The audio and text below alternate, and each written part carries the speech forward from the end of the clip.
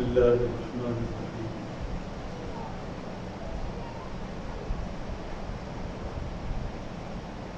نحمده ونصلي على رسوله الكريم، أما بعد. فأعوذ بالله من الشيطان الرجيم.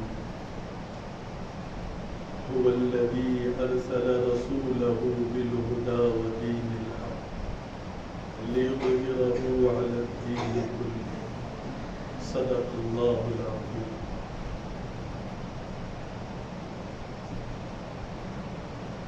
قابل احترام معززہ محترم ماؤں اور بہنوں،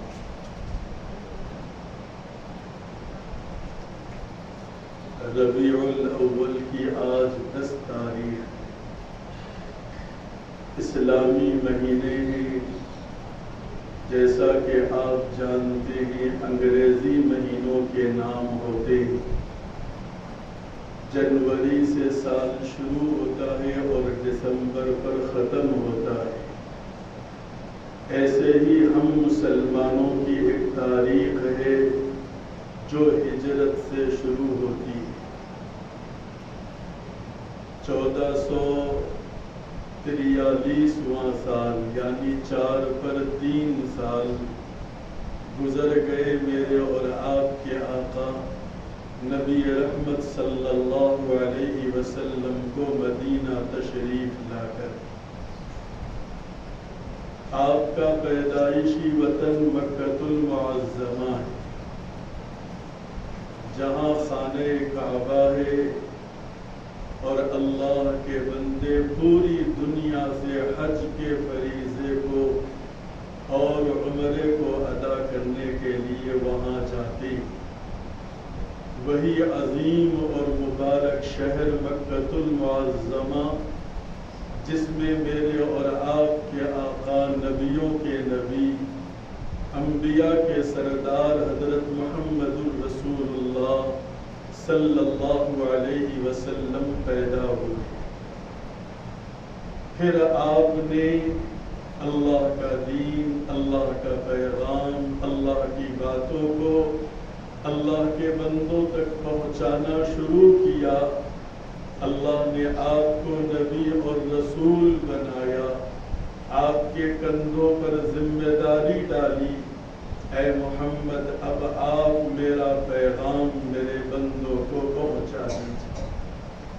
چنانچہ آپ نے آغاز فرمایا نبوت کے بعد.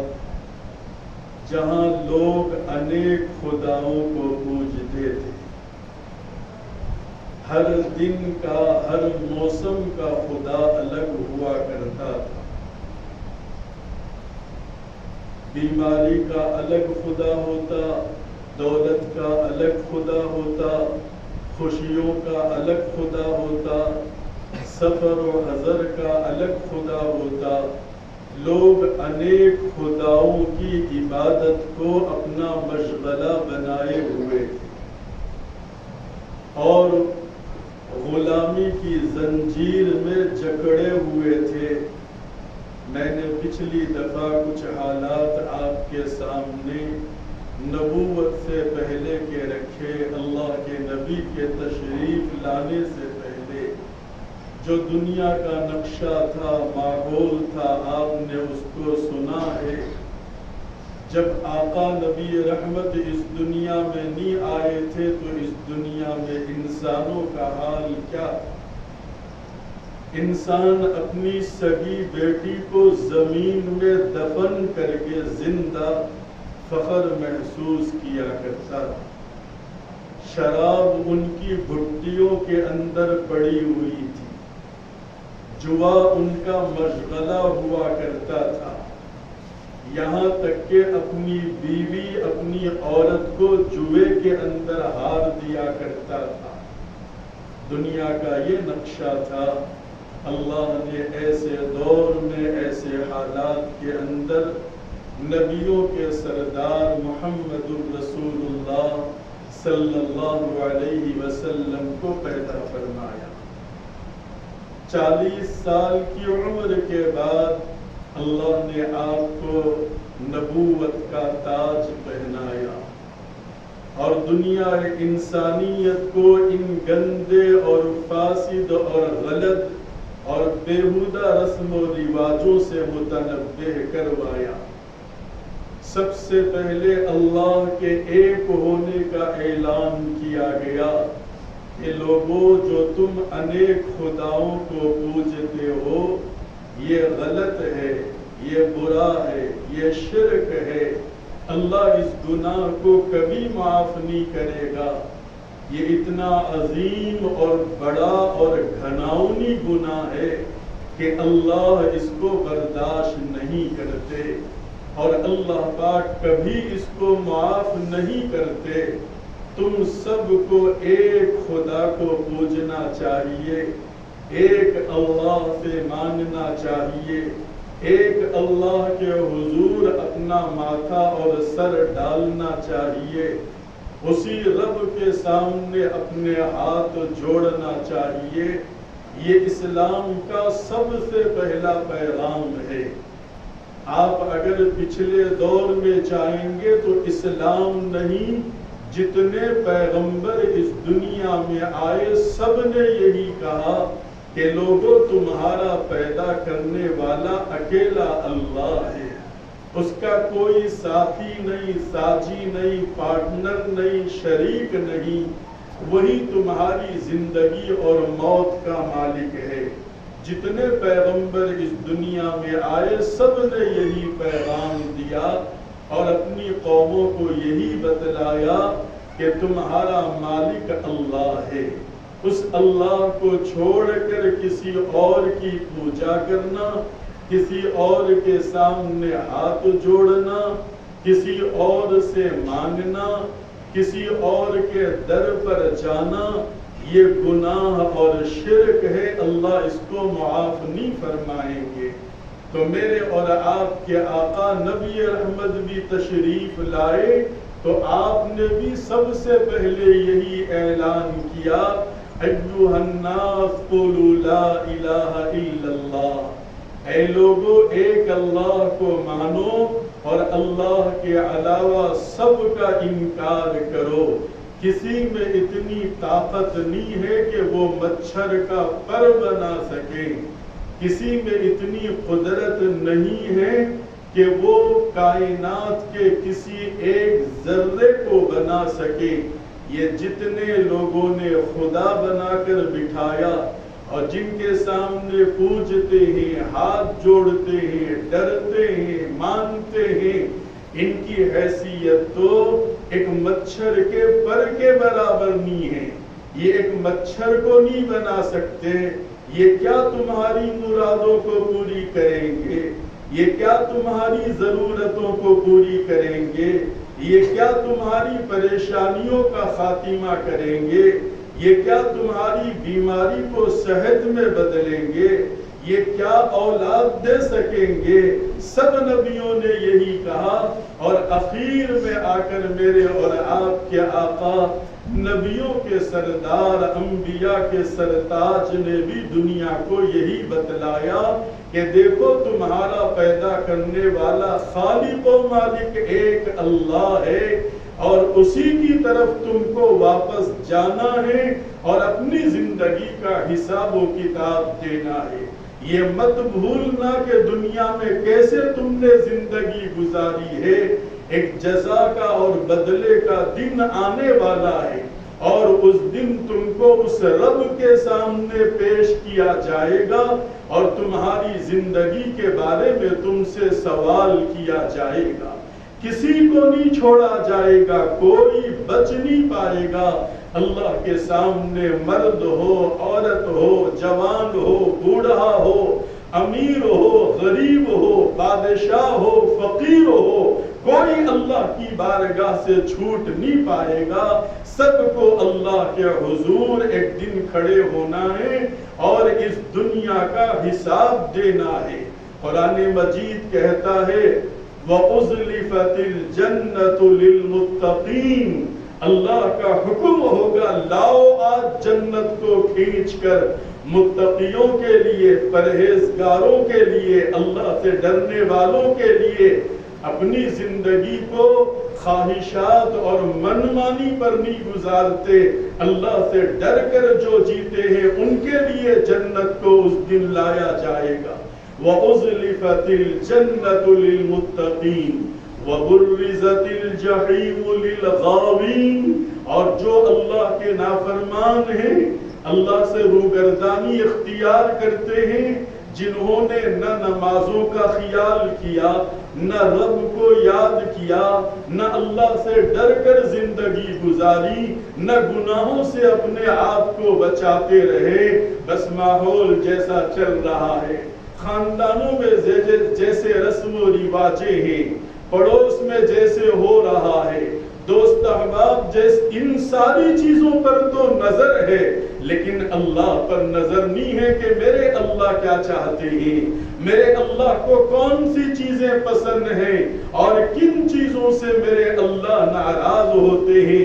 ان کا غضب بھڑکتا ہے، ان کا عذاب جوش مارتا ہے، ان کو نہیں دیکھا جاتا ماحول کیا کر رہا ہے، لوگ کیسے کر رہے ہیں، دوست احباب کیسے زندگی گزار رہے ہیں۔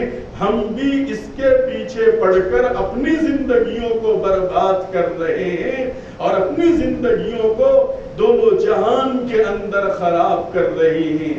میری ماؤں اور بہنوں، اسی کے سدھار کے لیے اللہ نے پیغمبروں کا سلسلہ شروع فرمایا۔ حضرت آدم سے لے کر حضرت عیسیٰ علی نبینا وعلیہ السلام تک قریباً 1.25 لاکھ پیغمبر اس دنیا کے اندر آئے اور ہر دور میں آتے رہے، ہر جگہ آتے رہے، ہر قوم پر آتے رہے اور اللہ کی باتوں کو بتلاتے رہے اور اللہ کی ناراضگی سے ڈراتے رہے اور اللہ کی فرما برداری پر انسانوں کو ڈالتے رہے۔ حضرت عیسیٰ علیہ السلام اس دنیا سے تشریف لے گئے، اللہ نے آپ کو آسمانوں پر اٹھا لیا اور قیامت سے پہلے دوبارہ وہ اس دنیا کے اندر تشریف لے آئیں گے۔ حضرت عیسیٰ نے لوگوں کو اللہ کا پیغام سنایا، ایک رب کی طرف بلایا اور ایک اللہ کی دعوت دی ہے، لیکن لوگوں نے ان کی تعلیمات کو خلط ملط کر دیا، ان کی تعلیمات کے اندر ملاوٹ کر دی، ان کی تعلیمات کے اندر قطر و بیونت کی اور کمی اور زیادتی کی۔ سارا دین حضرت عیسیٰ علیہ السلام کا مسخ کر دیا گیا۔ اب انجیل وہ نہیں ہے جو آسمان سے اتاری گئی تھی، اب عیسائیوں کے یہاں وہ تعلیمات نہیں ہے جو آسمان سے اتارے گئے تھے۔ حضرت عیسیٰ تو اللہ کی ایک نشانی تھی، اللہ کی ایک قدرت کا ظہور تھا۔ اللہ چاہتا ہے تو بغیر باپ کے بھی دنیا میں پیدا کرتا ہے۔ لوگوں نے اعتراض کیا مریم کے اوپر کہ تمہارا شوہر نہیں، بغیر باپ کے یہ بچہ کیسے پیدا ہو گیا؟ اللہ پاک نے جواب اس معصوم بچے سے دلوایا جب حضرت عیسیٰ ابھی جھولے کے اندر تھے۔ حضرت عیسیٰ علیہ السلام نے اتنی بلند آواز سے ان کو جواب دیا، قال انی عبد اللہ آتانی الکتاب وجعلنی نبیا وجعلنی مبارکا اینما کنت واوصانی بالصلاة والزکاة ما دمت حیا۔ حضرت عیسیٰ علیہ السلام کی ماں مریم کے اوپر تہمت لگایا جا رہا تھا اور قوم آ کر یہ کہہ رہی تھی تیرا باپ ایسا نہیں، تیری ماں ایسی نہیں، تیرا بھائی ہارون ایسا نہیں، اے مریم تو نے کیا کر دیا؟ حضرت مریم علیہ السلام کے دل پر کیا گزری ہوگی؟ اللہ نے قرآن میں بیان کیا۔ حضرت مریم نے یہاں تک کہا کہ نسیم منسیا، کاش میں اس واقعے سے پہلے مر جاتی اور لوگ مجھ کو بھلا دیتے، آج میرا تذکرہ بھول جاتے لوگ اور قوم میرے تذکرے کو مٹا دیتی، نسیم منسیہ ہو جاتی، مریم کے دل پر کیا گزرا ہوگا؟ اللہ پاک نے اس معصوم بچے کے ذریعے سے گواہی دلوائی۔ قوم کھڑی ہوئی ہے، حضرت مریم کھڑی ہوئی ہے، اور وہ معصوم بچہ جھولے کے اندر ابھی پیدا ہوئے کچھ لمحات ہوئے ہیں، لیکن وہ بول پڑتا ہے، لوگوں میری ماں پر الزام مت لگانا، تہمت مت لگانا۔ قال انی عبد اللہ آتانی الکتاب وجعلنی منہ نبیا۔ تم اس رب کی قدرت کو نہیں جانتے، تم اپنے ذہن سے سوچتے ہو، اپنی عقل کو دوڑاتے ہو۔ وہ رب ایسا ہے، اگر وہ اپنی قدرت کا مظاہرہ کرتا ہے تو اولاد دینے کے لیے باپ کی ضرورت نہیں ہے، بلکہ قرآن نے ایک اور جگہ کہا، ان مثل عیسیٰ عند اللہ کمثل آدم۔ تم کو مریم پر اعتراض ہوتا ہے، عیسیٰ پر اعتراض ہوتا ہے، ارے مجھ کو یہ بتلاؤ، آدم کی تو ماں بھی نہیں تھی، ہم نے بغیر ماں اور باپ کے آدم کو پیدا کیا، یہاں پھر بھی ماں موجود ہے۔ میں آپ کو یہ باتیں اس لیے بتلا رہا ہوں، اللہ کی قدرت کو سمجھو، اللہ کی بڑائی کو سمجھو، اللہ کی شان عظمت کو سمجھو، اللہ کی کبریائی اور بادشاہت کو سمجھو۔ اللہ کیا ہماری چھوٹی چھوٹی مرادیں پوری نہیں کر سکتا؟ کیا ہماری حقیر ضرورتیں پوری نہیں کر سکتا؟ کیا اللہ ہمارے بچوں اور ہمارے گھروں کے احوال کو نہیں جانتا؟ جب رب اپنی قدرت کا مظاہرہ کرتے ہیں تو بغیر باپ کے بھی عیسیٰ کو پیدا کرتے ہیں، تو کیا ہماری دعائیں، کیا ہماری ضرورتیں، کیا ہماری حاجتیں اور ہماری پریشانیوں کو اس رب وہ رب دور نہیں کر سکتا ہے؟ لیکن کیا ہوا کہ آج ہم نے اس ایسے عظیم رب کو، پروردگار کو ہم نے بھلا دیا ہے، پسے پشت ڈال دیا ہے۔ بس جو لوگ کہتے ہیں، جو ماحول کہتا ہے، جو خاندان کہتا ہے، جو پڑوسی کہتے ہیں، ہم اس کے پیچھے ان کی خواہشات کے ہم پجاری بنتے ہیں۔ مسلمان کو قرآن پڑھنا چاہیے، مسلمانوں کو اللہ کے نبی کی طرف دیکھنا چاہیے، مسلمانوں کو نبی کی زندگی دیکھنا چاہیے، ہماری ماؤں کے تذکرے پڑھنا چاہیے، نبی کی ازواج، نبی کی بیویاں جو اس امت کی مائیں ہیں ان کی زندگیوں کو دیکھنا چاہیے۔ لیکن کیا کیا جائے، بد نصیبی یا محرومی ہے، زندگی کا اکثر حصہ ختم ہو گیا، لیکن امت کی ماؤں کو، بیٹیوں کو نبی کے احوال نہیں معلوم، نبی کا گھر نہیں معلوم، نبی کی ازواج نہیں معلوم، نبی کی بیٹیاں نہیں معلوم ہے۔ یہ تو ہمارا المیہ ہے، یہ ہماری بد نصیبی اور محرومی ہے۔ ہمارا وقت فالتو باتوں کے اندر، فضول گوئی کے اندر، غیبتوں میں اور چغلیوں کے اوپر، اپنے اوپر نظر کم، اوروں کے عیبوں کے اوپر ہماری نظریں، اس پر ہمارے رات اور دن ختم ہو رہے ہیں، اور حقیقی زندگی کی طرف ہماری توجہ نہیں ہے۔ تو میری ماؤں اور بہنوں، اللہ نے یہ احسان فرمایا، اللہ نے یہ کرم فرمایا ہماری زندگیوں پر، ہماری ذاتوں پر، ایک ایسا محسن اور پیارا نبی اللہ نے ہم کو عطا فرمایا۔ حضرت عیسیٰ علیہ السلام تشریف لے آئے، اور پھر قوم نے آپ کو تکلیف پہنچائی، یہاں تک کہ آپ کو سولی دینے کے انتظامات کیے گئے۔ اللہ نے آپ کو آسمانوں پر اٹھا لیا۔ یہی مسلمانوں کا عقیدہ ہے۔ کسی نے عیسیٰ کو سولی نہیں دی اور نہ ان کے بس میں اور طاقت کے اندر ہے۔ ہم مسلمانوں کا یہ عقیدہ ہے۔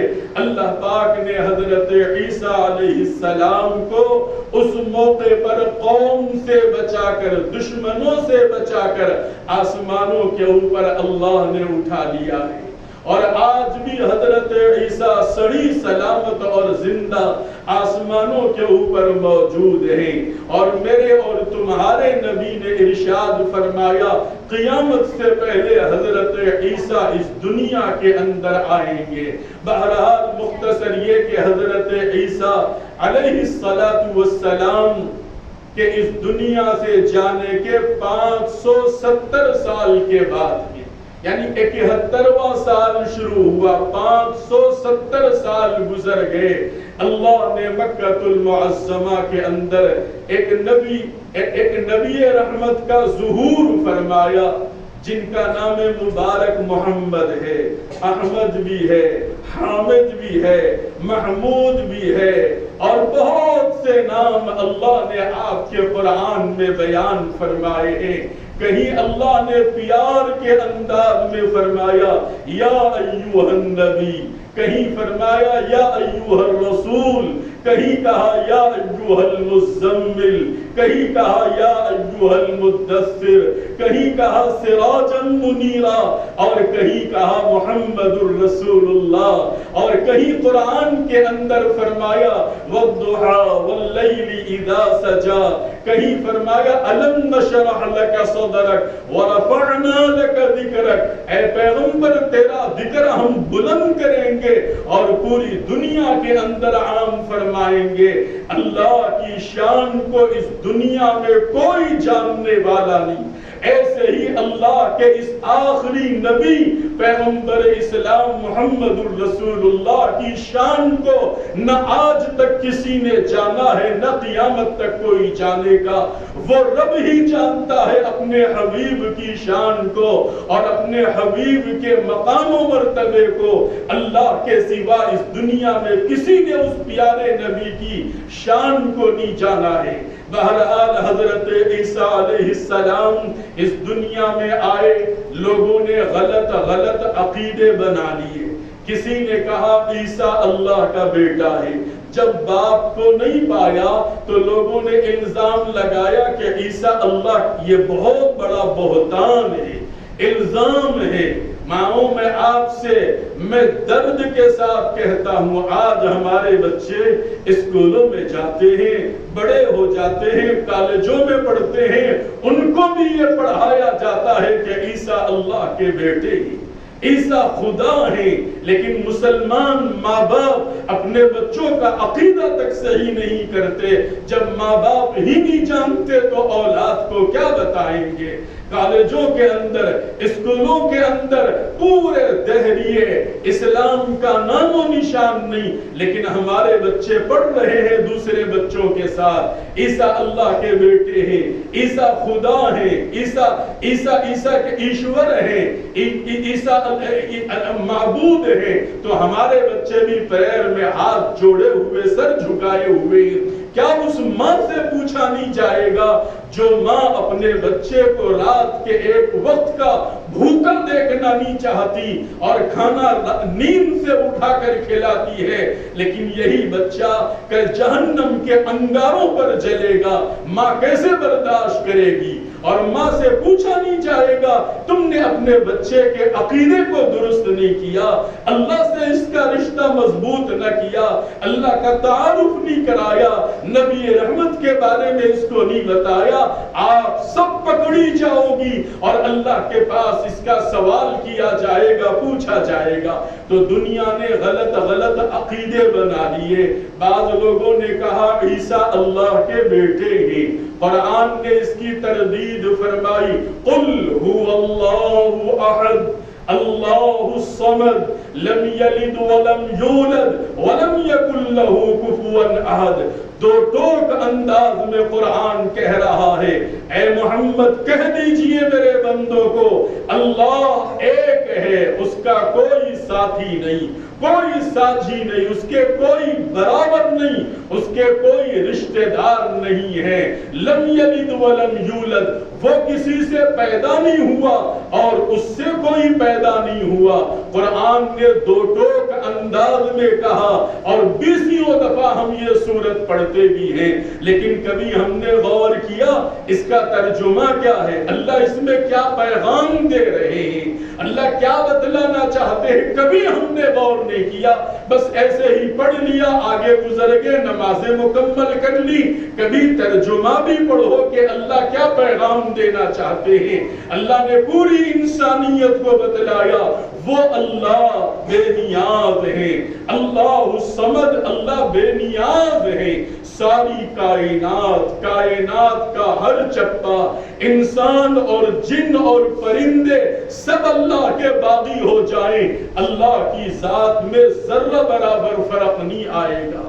سارے انسان اللہ کے نافرمان بن جائیں، گنہگار ہو جائیں، بے نمازی ہو جائیں، اللہ کے منکر ہو جائیں، شرک کرنے لگے، اللہ کی ذات میں ایک رتی فرق نہیں آئے گا۔ اللہ کو کسی کی حاجت نہیں، کسی کی ضرورت نہیں ہے۔ اور ایسے ہی ساری کائنات سجدے میں پڑ جائے اور ایک اللہ کو یاد کرنے لگے، اس کی شان میں رتی برابر اضافہ نہیں ہوگا۔ اللہ تمہاری عبادتوں سے بے نیاز ہے، اللہ تمہاری نافرمانیوں سے بے نیاز ہے۔ وہ ایسی عظیم طاقت والے اور قدرت والے بادشاہ ہیں، بادشاہ بھی اس کی چوکٹ کے بھکاری ہیں، بادشاہ بھی اس کی چوکٹ پر مانگنے والے ہیں، اور بادشاہوں کی جان بھی اس کی مٹھی کے اندر اور اس کے قبضے کے اندر ہے۔ اور اگر نہ ہوتی تو آج دنیا میں بادشاہ نہ بنتے، بادشاہ بھی ہچکی لے کر اور گھٹکی لے کر اس دنیا سے جاتا ہے۔ کیوں؟ اللہ کی مٹھی میں اس کی بھی جان ہے۔ اللہ سب سے بڑی طاقت والے اور بے نیاز ہے، ان کو کسی کی ضرورت نہیں ہے، کسی کی ضرورت نہیں ہے، نہ ہمارے نمازوں کی، نہ ہمارے ذکر کی، نہ تلاوت کی، نہ ہمارے اللہ کو یاد کرنے کی۔ اللہ بے نیاز ہے۔ ہم جو کچھ کریں گے ہمارے لیے اس کا اجر ہوگا، ہمارے لیے اس کا انعام ہوگا، ہمارے لیے آخرت میں ذخیرہ ہوگا، ہمارے لیے جنت سجائی جائے گی، ہمارے لیے کل جہنم سے ہم کو بچایا جائے گا۔ ہماری عبادتوں سے اللہ کی شان میں اضافہ نہیں ہوتا۔ بہرحال میری ماؤں اور بہنوں، قرآن نے کہا لوگوں نے عقیدے غلط بنائے اور حضرت عیسیٰ کو اللہ کا بیٹا بنایا۔ اللہ نے کہا اتنی بڑی الزام اور اتنا بڑا بہتان اور ایسی باتیں زبان سے نکالتے ہو کہ عیسیٰ کو اللہ کا بیٹا تم نے بنایا، یہ بہت بہتان عظیم قرآن کہتا ہے، یہ بہت بڑا الزام ہے اللہ کے اوپر۔ بہرحال آج عقیدے خراب ہوں، ہمارے بچے اسلام سے دور ہوں، مذہب سے دور ہوں، نبی رحمت سے دور ہوں، نہ ماؤں کو احساس ہے، نہ باپ کو احساس ہے، نہ ذمہ داروں کو احساس ہے۔ کل کو میرے بچے قبر میں جائیں گے تو ان کا انجام کیا ہوگا، کل میرا انجام کیا ہوگا، اور حشر کے میدان میں اللہ کی بارگاہ میں کھڑے ہونے کے قابل رہوں گی کہ نہیں رہوں گی، اور میرے بچوں کے بارے میں مجھ سے پوچھا جائے گا تو میں کیا جواب دوں گی اپنے اللہ کو، اور اپنے رسول کے سامنے میں کیا چہرہ دکھانے کے قابل رہوں گی۔ میری ماں اس کی فکر نہیں ہے، بس دنیا کی فکر، دنیا کی فکر، ان کے دن کیسے گزرے گے، ان کی زندگی کیسے گزرے گی، یہ کھائیں گے کہاں سے، یہ رہیں گے کیسے، یہ عیش و عشرت میں کیسے جئیں گے، اس پر تو ہم مر رہے ہیں، لیکن آخرت کی قبر کی ہم کو فکر نہیں ہے۔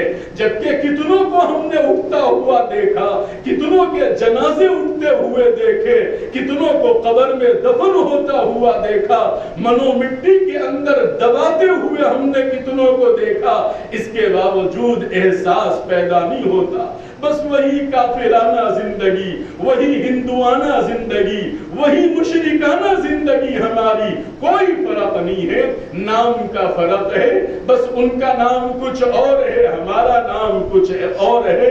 رہن سہن، بد و باش، بات چیت، اخلاق، لین دین، ساری چیزوں میں ہم دونوں ایک ہیں، غیر بھی ہمارے برابر، ہم بھی ان کے برابر۔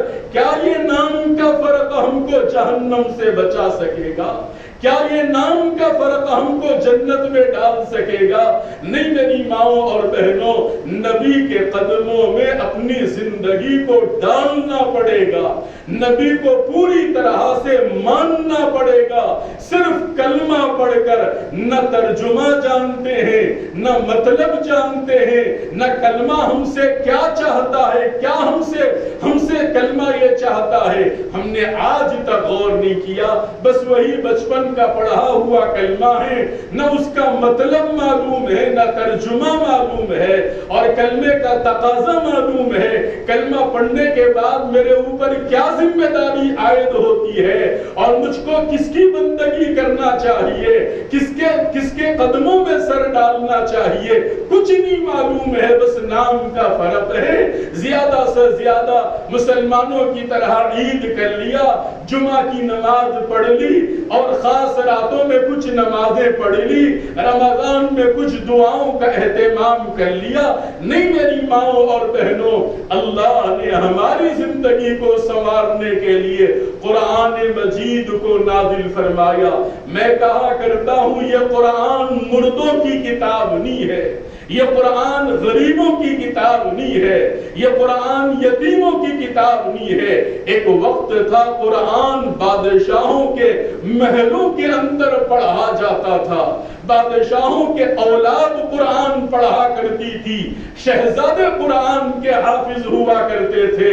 لیکن کیا محرومی اور بدبختی اور بدنصیبی ہماری ہے کہ ہم نے ان بے حیاؤں کے راستے پر زندگی کو ڈال دیا، جنہوں نے ہمارے جسم سے کپڑے اتروا دیے اور عورت کو ایک نمائش بنا کر بازار میں لا کر کھڑا کر دیا۔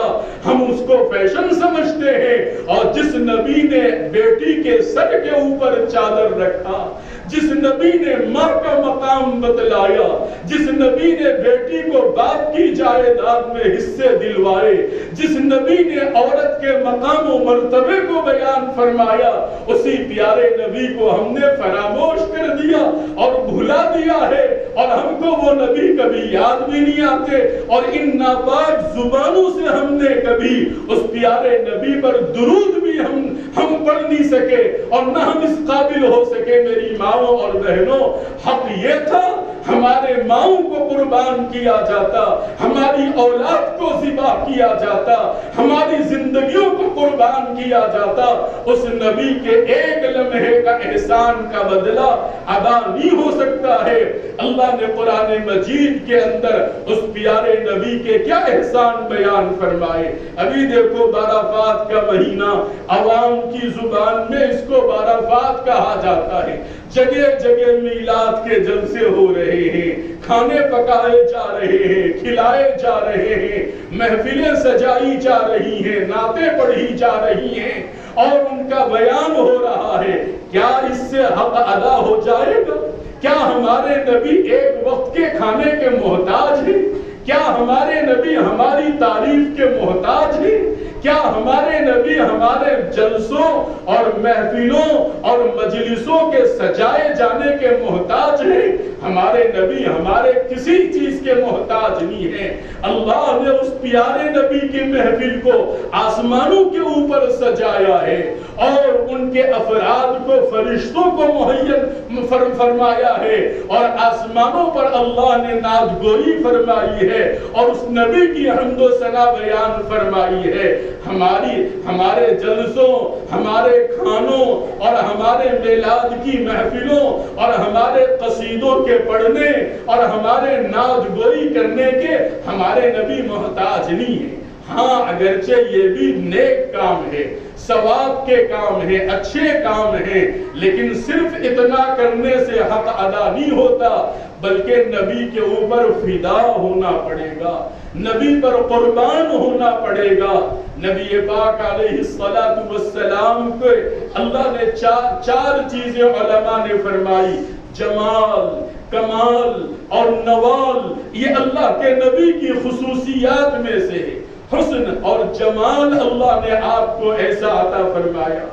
جمال کے معنی ہمارے نبی کو اللہ نے جو خوبصورتی عطا فرمائی، اور جو آپ کو منور پیدا فرمایا ہے، ایسا نہ آج تک کسی ماں نے ایسے بچے کو جنا ہے اور نہ قیامت تک کسی بچے کو ماں جن سکتی ہے۔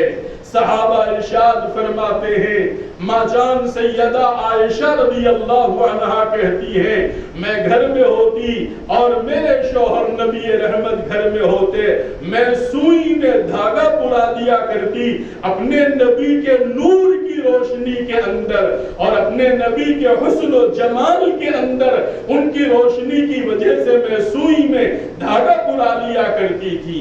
اما جان عائشہ فرماتی ہیں، یوسف علیہ السلام کو مصر کی عورتوں نے ایک نظر دیکھا تو بجائے پھل کاٹنے کے اپنی انگلیاں کاٹ لی۔ اگر میرے محبوب کو دنیا کی عورتیں دیکھتی تو وہ اپنے سر کاٹ لیتے اور جسم کو کاٹ لیتے۔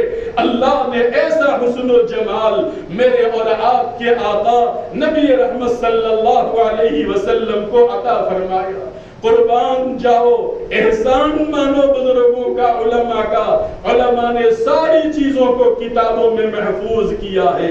نبی کے قد و قامت کیسا تھا، نبی کے ہاتھ کیسے، چہرہ کیسا، آپ کے بال کیسے، آپ کی پیشانی کیسے، آپ کی آنکھ کیسے تھے، اور آپ مسکراتے تو آپ کے دانت کتنے نظر آتے تھے، اور آپ چلتے تو زمین پر پیر کیسے رکھتے تھے، ماں جان آپ کا بسترا کس طرح طے کرتی تھی، یہ بھی کتابوں کے اندر لکھا ہوا ہے۔ لیکن وہی کہوں گا، بدنصیبی ہماری، زندگیوں کا بڑا حصہ گزر گیا لیکن ایک دفعہ بھی نبی کی زندگی کو نہ ہم نے پڑھا، نہ اپنے بچوں کو اس سلسلے میں بتایا۔ میری ماں ایک چیز، نبی کو کھانے میں کون سی چیزیں پسند تھی، نبی کس انداز میں بیٹھ کے کھانا کھایا کرتے تھے، اور نبی خوب چبا کے کھانا، ہر چیز کو محدثین نے اور علماء نے کتابوں کے اندر محفوظ فرما دیا۔ حسن و جمال تو اللہ نے کائنات کا سب سے بڑا حصہ میرے اور آپ کے آقا محمد الرسول اللہ کو عطا فرمایا۔ اور کمال کا حال یہ تھا، اللہ پاک نے تمام نبیوں کو جتنا علم دیا تھا وہ سارا علم ملا کر میرے نبی کو اللہ نے عطا فرمایا۔ حضرت آدم علیہ السلام سے لے کر عیسیٰ علیہ السلام تک، اس میں ابراہیم بھی ہوں، شیس بھی ہوں، اسماعیل بھی ہوں، اسحاق بھی ہوں، الیاس بھی ہوں، لوط بھی ہوں، جتنے انبیاء کو اللہ نے علم عطا فرمایا، 1.25 لاکھ پیغمبروں کو جتنا علم ملا تھا، اللہ نے وہ سارا علم میرے اور تمہارے نبی کو اللہ پاک نے عطا فرمایا تھا۔ اللہ نے ایسا کمال آپ کو عطا فرمایا تھا۔ نوال یعنی آپ کی سخاوت اور آپ کی داد و دہش، آپ کا اللہ کے بندوں کو نوازنا، عطا کرنا۔ نبی مسجد میں بیٹھے ہوئے ہیں، عصر کے بعد کا وقت ہے، من خیال آیا کہ میرے گھر کے اندر کچھ اشرفیاں درہم و دینار ہیں۔ اللہ کے نبی صحابہ کے درمیان سے اٹھ گئے اور ماں جان سیدہ عائشہ کے حجرے میں گئے، اور وہ 2-4 درہم اور اشرفیاں تھیں، آپ نے اس کو صدقہ کیا اور لوگوں کو، غریبوں کو بانٹ دیا، اور آ کر مسجد کے اندر بیٹھ گئے۔ ارشاد فرمایا، نبی کے لیے یہ جائز نہیں ہے، نبی کے لیے یہ مناسب نہیں ہے کہ اس کے گھر میں دنیا پڑی ہو اور اس کی موت آ جائے اور اللہ سے وہ ملاقات کرے۔ میری ماں دنیا سے، میرے نبی اتنے کنارہ کش رہا کرتے تھے، آج ان کی امت، ان کو ماننے والے اسی دنیا کے پیچھے پڑ کر اس محسن کو بھلا دیا اور اس پیارے آقا کو بھلا دیا۔ دنیا کمانا رکھنا نبی نے برا نہیں کہا ہے، لیکن اس کے پیچھے پڑ کر قبر کو بھلا دینا، آخرت کو بھلا دینا، اپنے بچوں کے ایمان کو غارت کر دینا، ان کی قبروں کو اندھیرا کر دینا، یہ مناسب نہیں کہا گیا۔ جتنا فکر دنیا کے لیے کیا جا رہا ہے، اس کا 10واں حصہ بھی اگر ہم آخرت کے لیے کریں، اپنی موت کے بارے میں سوچیں، قبر کے بارے میں سوچیں، تو آج ہماری زندگیاں ایسی نہ ہوتی، امت کی عورتوں کو بار بار سمجھانا نہ پڑتا نہ جلسوں کی ضرورت تھی، نہ بتلانے کی ضرورت تھی۔ آج امت کی مائیں اور امت کی بیٹیاں نبی کا نام تک نہیں جانتی۔ یہ ہمارا المیہ ہے میری ماؤں اور بہنوں۔ ایک وہ لوگ تھے نبی کے چاہنے والے اور نبی کے اوپر اپنے آپ کو قربان کرنے والے۔ سیدنا حضرت ابو بکر صدیق رضی اللہ تعالیٰ عنہ، نبی کے ساتھ کیسی محبت ہونا چاہیے، کیسی محبت ہونا، آخری درجے کی محبت ہو، اپنی جان سے زیادہ، اولاد سے زیادہ، ماں باپ سے زیادہ۔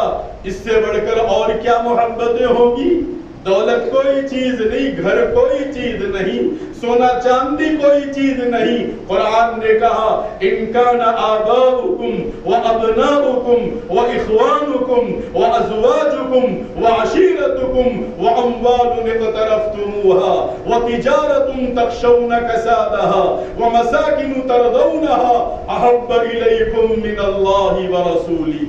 قرآن کہہ رہا ہے اے محمد اعلان کر دیجئے، میرا پیغام سنا دیجئے، اگر میرے بندوں کو ماں باپ سے بڑھ کر میری محبت نہیں ہوگی، اولاد سے بڑھ کر نہیں ہوگی، بیوی سے بڑھ کر نہیں ہوگی، بھائیوں سے بڑھ کر نہیں ہوگی، اور خاندان سے بڑھ کر نہیں ہوگی، اور تمہارا وہ مسکن اور گھر جس میں تم کو سکون ملتا ہو، اور وہ تمہاری تجارت اور دولت جس میں کبھی گھاٹے کا اندیشہ نہ ہو، ان ساری چیزوں سے بڑھ کر اگر اللہ اور اس کے رسول سے محبت نہیں ہے تو پھر انتظار کرو اللہ کے عذاب کا، اللہ کے عذاب کا انتظار کرو۔ اللہ کا عذاب کبھی بے سکونی کی حالت میں آتا ہے، اللہ کا عذاب کبھی بیماریوں کی حالت میں آتا ہے، اللہ کا عذاب کبھی زندگیوں سے چین کا اور سکون کے اٹھ جانے کی شکل میں آتا ہے۔ اللہ کا عذاب گھروں میں رکھ کر، بنگلوں میں رکھ کر، دولت میں رکھ کر، سونے اور چاندی میں رکھ کر ہماری نیند کو ختم کرنے کی شکل میں آتا ہے۔ اللہ کا عذاب صرف تلوار کی نوک سے نہیں آتا، اللہ کا عذاب ان ساری شکلوں کے اندر آتا ہے۔ کبھی اولاد کی پریشانی، کبھی شوہر کی پریشانی، کبھی گھر کی پریشانیاں، اور کبھی حالات کے تقاضے، ان سارے راستوں سے اللہ کا عذاب آتا ہے۔ ہاں نیک بندوں پر جو حالات آتے ہیں، نیک بندوں کو پر جو پریشانیاں آتی ہیں، وہ ان کے درجات کو بلند کرنے کے لیے، ان کے مقام کو اونچا کرنے کے لیے، جنت میں اعلیٰ مقام دینے کے لیے اللہ دنیا میں ان کو تکلیفوں میں مبتلا کرتے ہیں۔ لیکن عام طور پر جو لوگ عام طور پر گنہگار ہیں، ان پر جو حالات آتے ہیں وہ گناہ کی وجہ سے آتے ہیں۔ بہرحال میری ماؤں اور بہنوں، نبی سے ٹوٹ کر محبت کرنا، نبی کے قدموں میں زندگی ڈال دینا، نبی کے حکم کے خلاف نہ ہم کوئی عمل کرنا، نہ ہمارے بچوں کو کرنے دینا، نہ اس کو گوارا کرنا، برداشت کرنا۔ ایک ایک بات پر ساری زندگی ماؤں نے اپنے بیٹوں سے بات نہیں کیا۔ کیوں نہیں کیا؟ میرے نبی نے یہ کیا اور یہ کہا اور تم یہ کر رہے ہو، اس وجہ سے پوری زندگی میں اولاد سے بات نہیں کی۔ آج ہم کیوں بات نہیں کرتے؟ پیسہ کما کر نہیں لاتا، دیکھتا نہیں ہے، خیال نہیں کرتا ہے، پوچھتا نہیں ہے، تکلیف دیتا ہے۔ ان چیزوں کی وجہ سے تو ہم ناراض ہوتے ہیں۔ لیکن اگر بیٹا بے نمازی ہو کر پڑا رہتا ہے، بیٹا اللہ کو چھوڑا ہوا ہے، اللہ کے رسول کو چھوڑا ہوا ہے، کوئی پرواہ نہیں، کوئی ماں ناراض نہیں ہوتی ایک آدھ گھنٹے کے لیے۔ یہ ہمارا ایمان ہے۔ اور ان ماؤں کا ایمان کیا تھا، اور ان بزرگوں کا، ان اللہ کے بندوں کا ایمان کیا تھا؟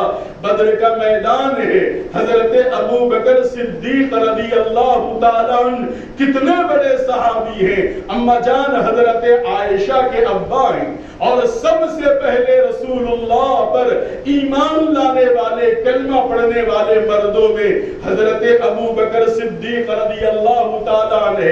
ان کے جوان بیٹے ہیں عبد الرحمن بن ابی بکر، یہ بدر کی لڑائی کے بعد میں مسلمان ہوئے۔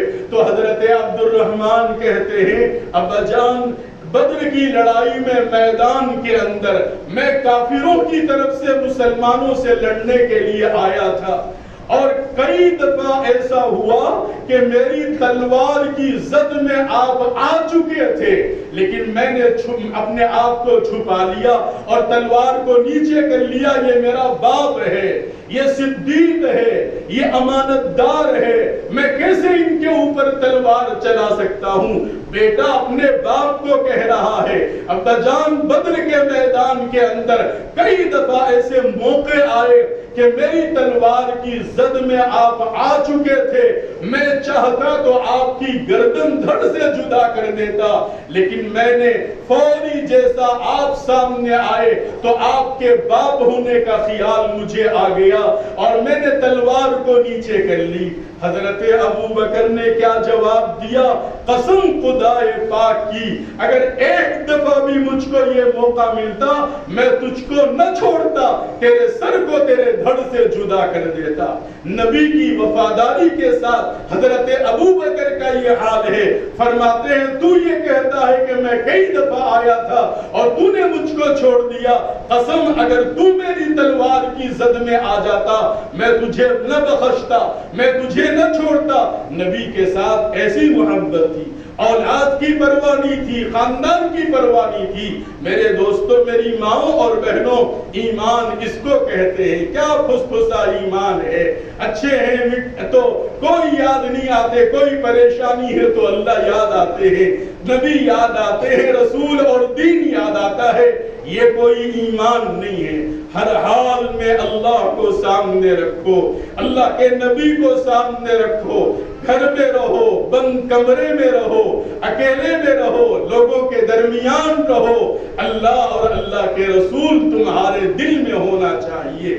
کوئی عمل ان کو ناراض کرنے والا کہیں ہو رہا ہو، آپ کو گوارا نہیں کرنا چاہیے، برداشت نہیں کرنا چاہیے، اگرچہ وہ کام بیٹا ہی کیوں نہ کرتا ہو، اولاد ہی کیوں نہ کرتی ہو، نبی کے سامنے کسی کی حیثیت نہیں ہے۔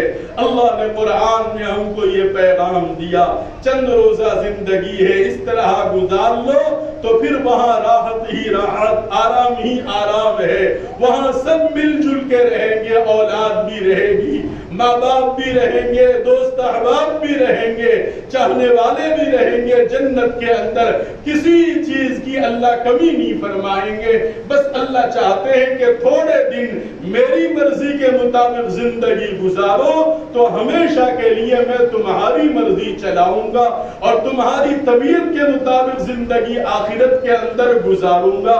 چند سال اللہ اور اس کے رسول کی بات مان لو۔ اللہ تعالیٰ مجھے اور آپ کو عمل کی توفیق عطا فرماوے۔ وآخر دعوانا الحمدللہ رب العالمین۔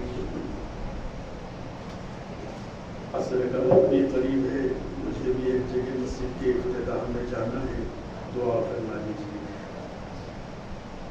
الحمدللہ رب العالمین والصلاة والسلام علی سید الانبیاء والمرسلین۔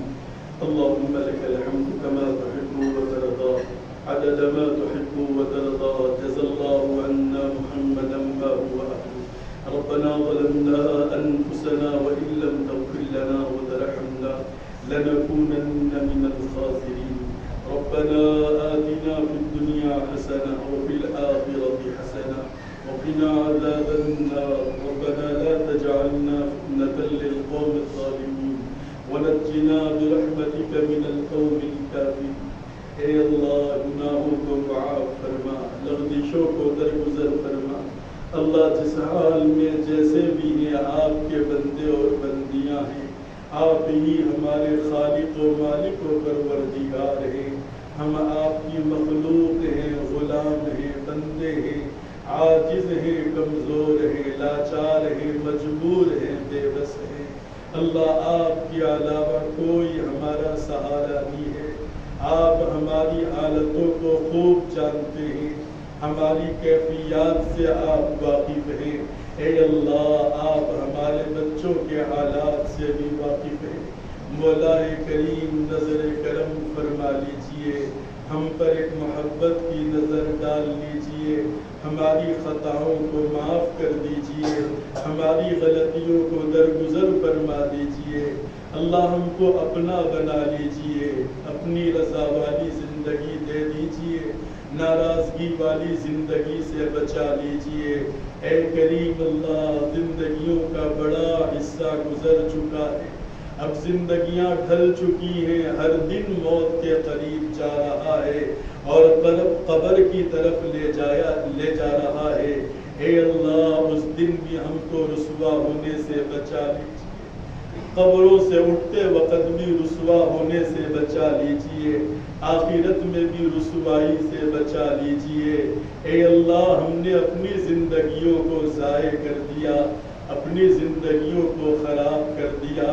اللہ تجھی سے مانگتے ہیں، ہم نے سنا ہے آپ بہت جلد راضی ہو جاتے ہیں، آپ بہت جلد توبہ قبول کرتے ہیں۔ اللہ آج ہماری توبہ قبول فرما لیجیے، ہماری توبہ قبول فرما لیجیے، ہماری توبہ قبول فرما لیجیے، ہم سب کو معاف کر دیجیے، ہمارے بڑوں کو، چھوٹوں کو، ماں باپ کو، بچوں کو، سب کو اپنی آغوش میں لے لیجیے۔ اللہ اپنی چادر سے سب کو ڈھانپ لیجیے، ہر طرح کی پریشانیوں سے بچا لیجیے، آفتوں سے بچا لیجیے، بیماریوں سے بچا لیجیے۔ اے اللہ، مصیبتوں سے بچا لیجیے۔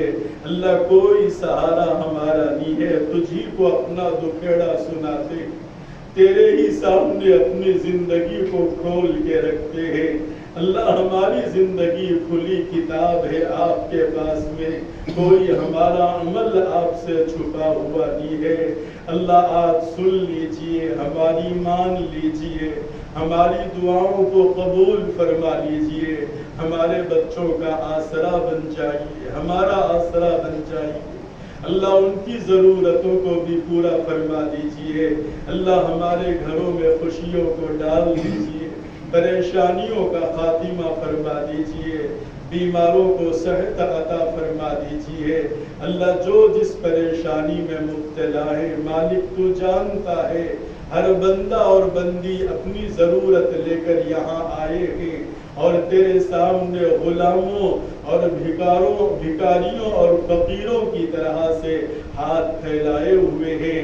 اللہ، ہماری جھولیوں میں ڈال دے، ہماری مرادوں کو ڈال دے، ہماری تمناؤں کو ڈال دے، ہماری ضرورتوں کو پورا فرما دے، ہماری پریشانیوں کا خاتمہ فرما دے۔ اللہ، ہمارے گھروں کو جنت نمونہ بنا دے۔ آج ہماری مائیں سسک رہی ہیں، بلک رہی ہیں، اے اللہ مختلف پریشانیوں میں مبتلا ہے۔ اللہ، سب کی پریشانیوں کو دور فرما دیجیے، سب کے ساتھ سکون اور راحت کا معاملہ فرما دیجیے۔ اللہ، ہمارے ماں باپ کو بھی معاف کر دیجیے، ان کی بال بال مغفرت فرما دیجیے، ان کی لغزشوں کو اپنے احسان سے دور فرما دیجیے۔ اللہ، ان کی غلطیوں کو اپنے کرم سے معاف کر دیجیے۔ اللہ، ہم اولاد اپنے ماں باپ کے لیے آپ کے سامنے ہاتھ جوڑ کر ان کی مغفرت کا سوال کرتے ہیں۔ اللہ، ہمارے بچوں کو، ہماری زندگیوں کو معاف کر دیجیے۔ اللہ، معاف کر دیجیے، معاف کر دیجیے۔ نہیں معلوم آنے والا وقت ہمارے لیے کیسا ہوگا، ہر دن پچھلے دن سے بدتر ہوتا جا رہا ہے، ماحول کی آلودگیاں بڑھتی جا رہی ہے۔ اللہ، آج سہارا ہے، کچھ سہارے ہیں، یہ بھی ایک ایک کر کے اٹھتے چلے جا رہے ہیں۔ نہیں معلوم ہمارے بچوں کے ساتھ کیا گزرے گی، ہمارے قبروں پر ہم پر کیا گزرے گی، اور ہمارا آخرت میں انجام کیا ہوگا۔ اللہ، تو ہی والی ہے، تو ہی کفیل ہے، تو ہی وکیل ہے، تو ہی ہمارا محسن ہے، ہمارا خالق و مالک ہے۔ اللہ، دونوں جہان میں ہم پر رحم فرما لے، محبت کی نظر سے دیکھ لے۔ ہم گنہگار اور تو غفار ہے، ہم بھرے عیبوں سے تو ستار ہے۔ ہر طرف سے ہو کے ہم خار و تباہ، ہر طرف سے مولا لٹ گئے، پٹ گئے۔ لوگوں کی نظروں سے ہم گر گئے، ہر طرف سے ہو کے ہم خار و تباہ، اب تو لیکن آ پڑے در پر تیرے یا الہ، ہر گھڑی دینے کو تو تیار ہے، جو نہ مانگے اس سے تو بیزار ہے۔ اے کریم اللہ، آج اس مجلس پر اپنی رحمتوں کا نزول فرما دے، سکینہ عطا فرما دے، محبت کی نظر ڈال لے۔ اے اللہ، یہ وہ پاکیزہ جگہ جہاں آپ کے معصوم بندے اور معصوم بچے رات اور دن تیرا قرآن پڑھتے رہتے ہیں، نمازوں کا اہتمام کرتے ہیں، اللہ تجھے یاد کرتے ہیں اور تیرے قرآن کی تلاوت کرتے ہیں۔ ان بچوں کو بھی قبول فرما کر ہر ایک کی دنیا اور آخرت کو بنا دیجیے، دین کا داعی اور دین کا سپاہی بنا دیجیے۔ اللہ ان کے صدقے ہماری دعاؤں کو بھی قبول فرما لیجیے۔ اللہ ہم سب کی طرف سے نبی رحمت، ہمارے آقا حبیب امت، امام الانبیاء، تاجدار مدینہ، سرکار دو عالم صلی اللہ علیہ وسلم کی خدمت میں، ان کی بارگاہ میں ہزاروں درود و سلام ہم غلاموں کی طرف سے ہمارے نبی کو پہنچوا دیجئے۔ اللہ ان کے گھر پر، ان کے بچوں پر، ہماری ماؤں پر ہماری طرف سے ہزاروں درود و سلام کا نذرانہ پیش کروا دیجئے۔